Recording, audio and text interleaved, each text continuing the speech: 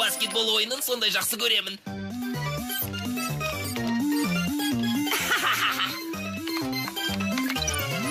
Міне, мен жеңдім!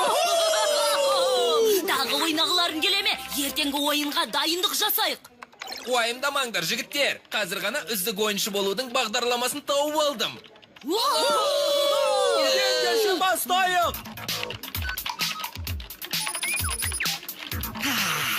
Серіп жатырмын. Міне керемет. Сен алар емеспін. Дайын болды. Дайын. Ол керемет ойыншы кез келген уақытта шаршамайды.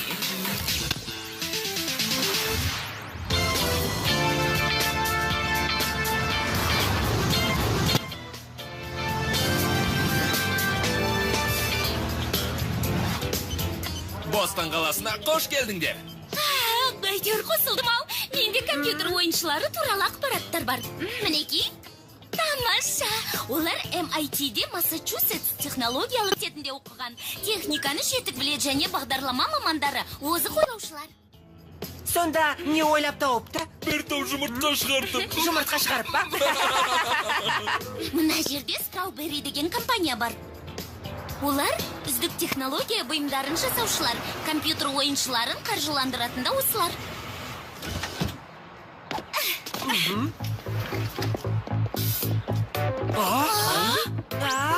Не олар?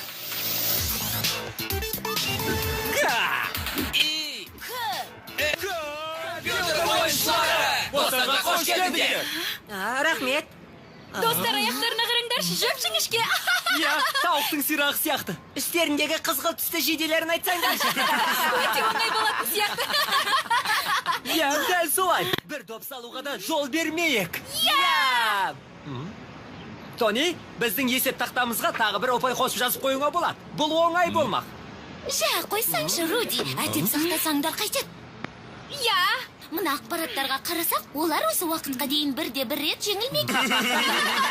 Жеңілмеген деме, қарындас, бізді ешкім жеңе алмаған. Есімім Эрик Патша.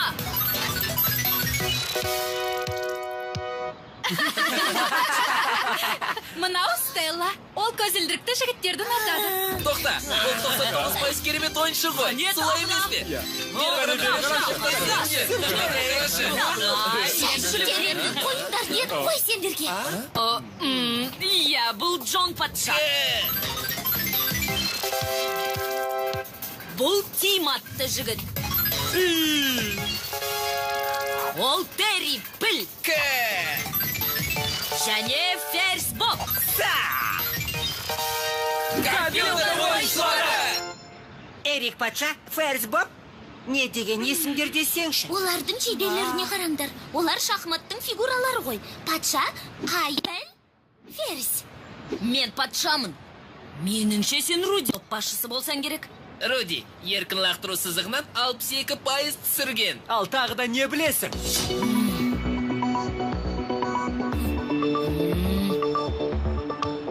Біздің ойындарымыз жайында ақпарат жинағансыңдар ма? Сонымен қатар өздеріңнің амал тәсілдерің бар. Сен топтың ақылшысы екенсің ғой, а? Мен бе? Солай ақ болсын. Ал сен Миясың. Тобыңды басқарғың келеді. Бірақ өзгелерге қарағанда әлсізсің.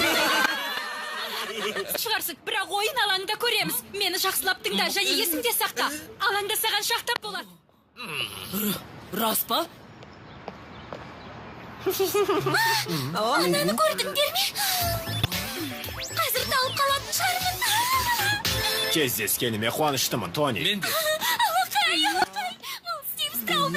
Кім дедің? Жаңағы кішкене құқтырушысы болса керек. Қане, күліп қойыңызшы. Рахмет.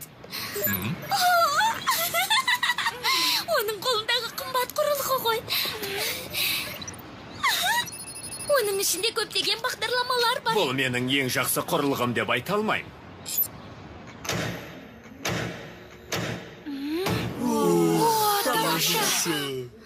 Керемет, мұндай ойын алаңын көрген емеспін. Ойнап көргіле? Әрине.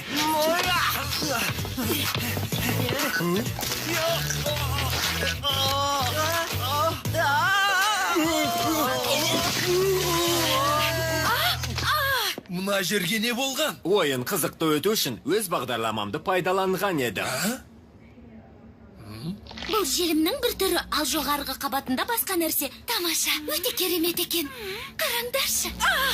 Шашам! Алаңының бәрі магнит сияқты. Тартылыс күші басым, солай ғой. Мынаның үстінде қалай ойнаймыз? Яның шашы. Ал олардың аяқ киімдері жабыспайды. Сонда қалай? Қанекей.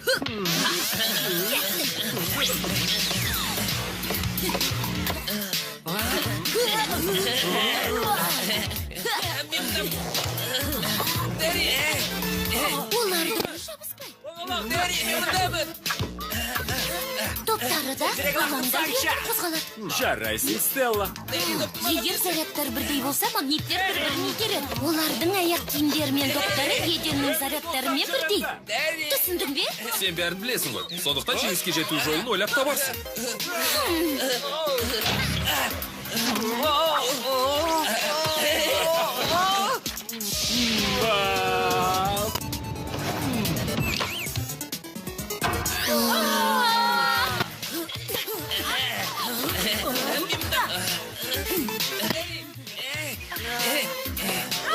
Өмірімде мынандай арық балаларды көрген емеспін. Жақсы, мен түсіндім. Бізді мазақ еткілерің келеді ғой, сондықтан уақытты жақсы өткізіп жатырсыңдар, Бұларыңды мен алдау деп қабылдаймын. Алдау деймісің? Бұл ойыңмен келіспейміз. Сендер бізді ренжіттіңдер. Кетші! Ренжіту деп осын айтады. Мынауың қыз мінезді ғой. Жағдайда ойнамай. Бұл ойынға жатпайды. Бұл деген мазақтау. Аяқ киімдерімізді өз арамызда ауа киімдері деп атаймыз. Ауа аяқ киімдері дейсің бе? Ол Чарльз Дарвин туралы айтып тұр. Ол даму жайында теория жазған ғалым. Алдымен әбден дайындалып келсеңдерші. Алтыда кездесеміз. Немене? Біз сендердікінде аяқ киім кигенде ғана ойнаймыз. Досым, ол оңай. Біз барғана аяқ киімдерімізге магнит тағып келеміз. Сосын? Дәл солай. Орында болсам, қайта келмес едім. Өзі сондай ақылды екен. Керемет ойыншы деуге де болады. Бізбен дос болып, араласуға қалай қарайсың? Солай, дұрыс айтады, Сен магнит сияқтысың, ал мен темірмін. Бірге жүрсек қайтеді? Осы мазақтарында жетер.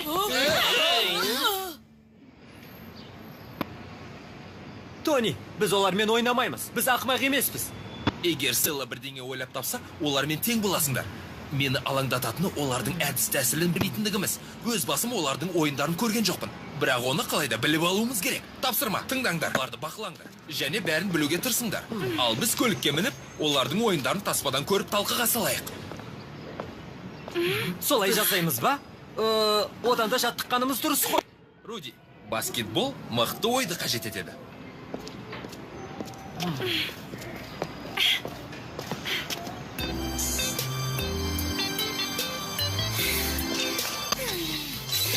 Сізді мазаламаған болармыз. Біраз суретке түсіріп алдық деп едік. Бұл блогымызға керек. Соңынан ере бермеңдер. Аяғыңа жығылайық па? Қане доғарыңдар. Стелланың мазасын алмайық. Білесің бе, сен өте керемет жансың. Доғарыңдар дедім ғой.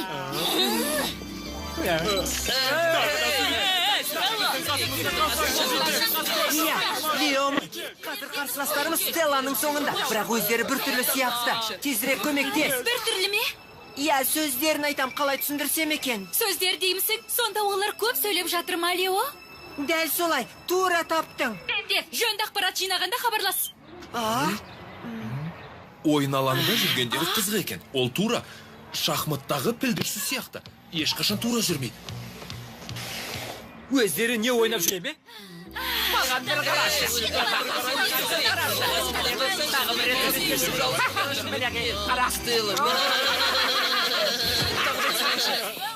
әбден жалықтырды. Мінеки мына бала. Қане қараңдар. Ол әрдайым 2 қадам жасап, солға немесе оңға бұрылады. Бір қимыл. Джонды айтасыз ба? Иә.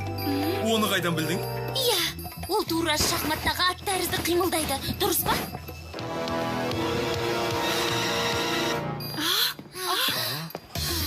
Қанеки? Байқадыңдар ма? Бұл Тим. Немесе жанына қарай жүреді. Басқа жаққа баспайды. О, иә. Тура шахмат тақтасындағы жолдарынан адаспайды. Түсіндірейін. Шахматта әртасты жүргізу әдісі бар. Міне. Мысалы патша, ол тақтаның кез келген жеріне жүре алады. Бірақ қадымдап қана, бұл әрекке сәйкес ол тек ойын алаңында жүретінін бәріміз Мен білеміз. таңғалып тұрмын. Неге? Ол шахмат ойынымен тікелей байланысты. Әрқайсысының өз тастары бар. Таңғалатын түк те жоқ.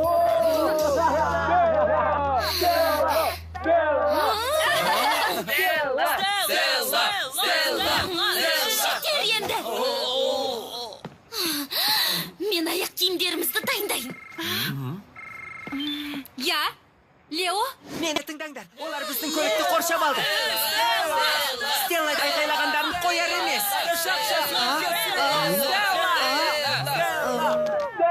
Руди, менің шахмат тастарын қалай жүргізу керектігін жаттап алғандарымды қалаймын. Сондай-ақ қарсыластарды да жақсылап танып алыңдар. Бұдан даладағы ойынымыз әлде қайда жақсы. Ей, не істеп жатырсың? Маған керек болып тұр.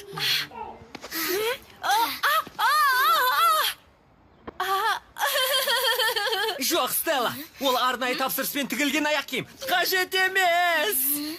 Жоқ, аяқ киімім. Қазір осында қалып қарсыластардың ойын жақсылап көріп, әдіс тәсілдеріне қоясыңдар. Бірақ мен шахмат ойнағанды мүлдем ұнатпаймын. Мен деген баскетбол ойыншысымын. Руди, үйреніп кетесің. Я, дұрыс айтады. Бүгін 6-да ойын басталатынын ұмытқансыңдар ау сен. Жақсы, түсінді.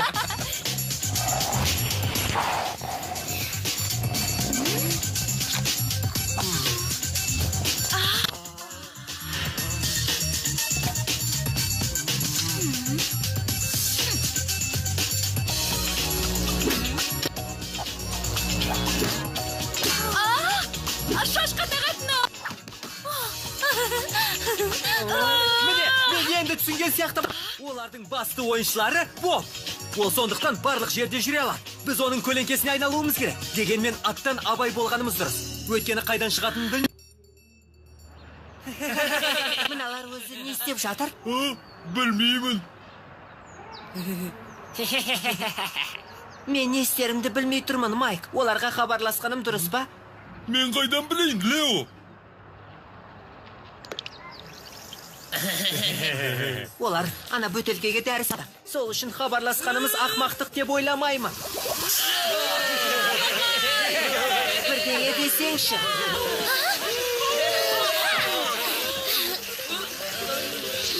Бер келіңдер, аяқ киімдері дайын.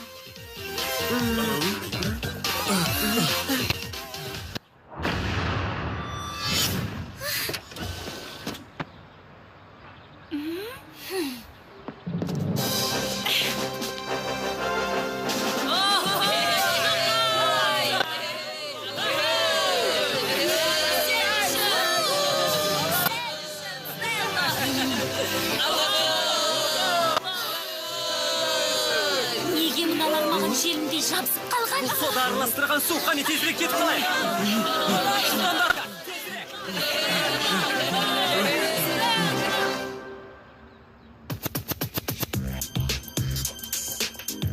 Дайын болыңдар, бұл керемет сәт.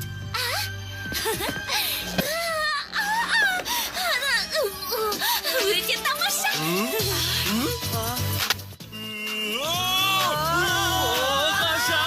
Тамаша, аяқ киімдеріме қанат алғандаймын. Мына табанымдағы шамдар маған қатты ұнап тұр.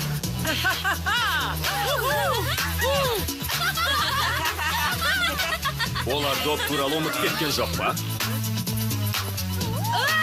Руди!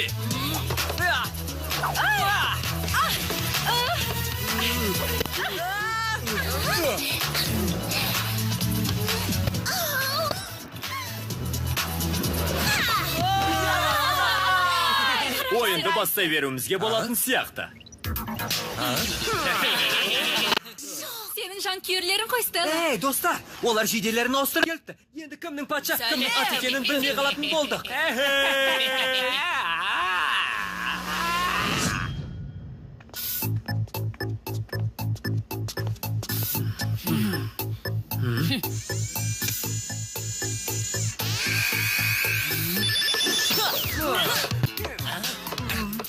Ол Пел, Руди! Пел! Білмей қашырет.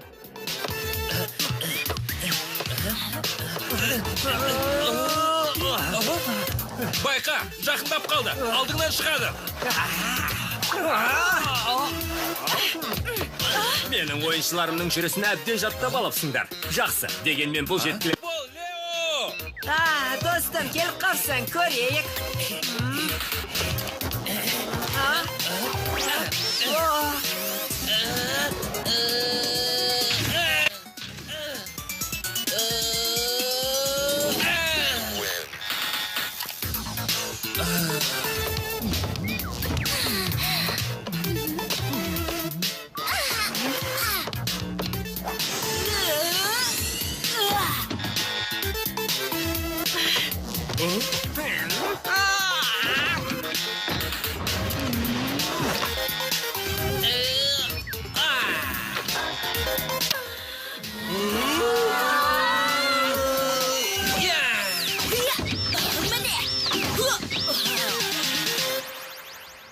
Да, зертте, аз ғана қалды.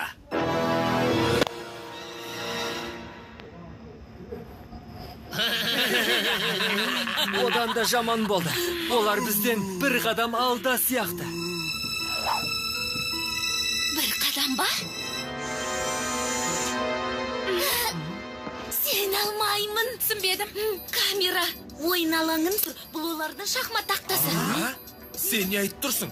Мұнда тұр деп елестетіңдер. Олардың барлық қимылы шахматтағыдай. Сонымен қатар магниттайық киімдері бар. Солай ма?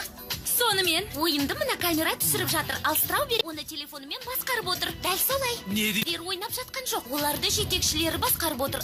Ал біз магниттайық киімдеріміз арқылы компьютерге қарсы ойнап жүрміз. Компьютерге Қарсыластарымыз сондықтан отып жатыр екен ғой. Топты жаттықтырушылары басқарып отыр. Сонда олардың міндеті себетке доп салу ғана ма? Түсінікті. Ендеше бізде ешқандай мүмкіндік жоқ. Білесіңдер ме, Страубери мырза әрдайым озық ойлайтын кісі. Осымен бітті ме? Олай емес. Біз бар болғаны техникаға қарсы ойнап жатырмыз. Сендер тірі жансыңдар, яғни жеңіласыңдар. Ұсынысыңыз бар ма? Оның есебіне бағынбайтындай іс-әрекет жасауымыз керек. Оның бағдарламасына вирус енгізейік. Бағындыра алмайды ғой. Иә, ол менің қолымнан келеді.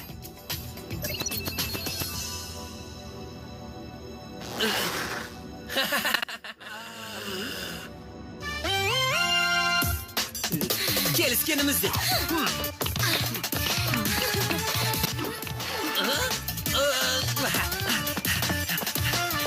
Қане? Қайда кетіп барам?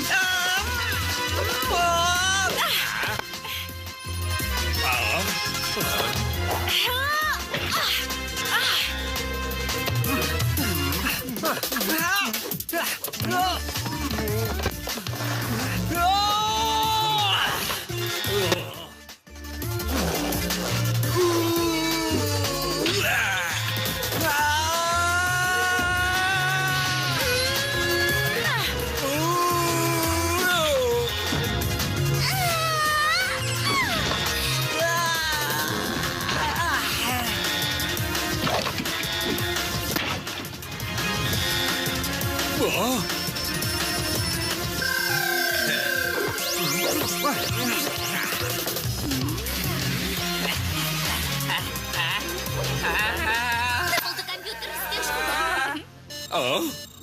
Қане ойнаңдар. Жоқ.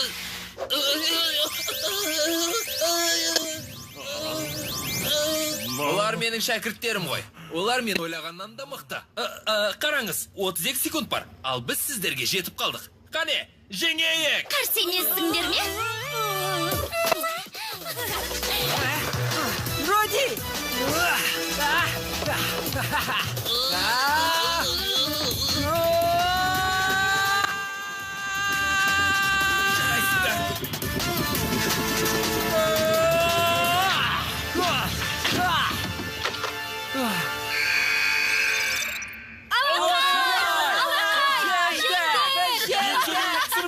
Болмаса біздің клубқа келіп үйретулерге болады.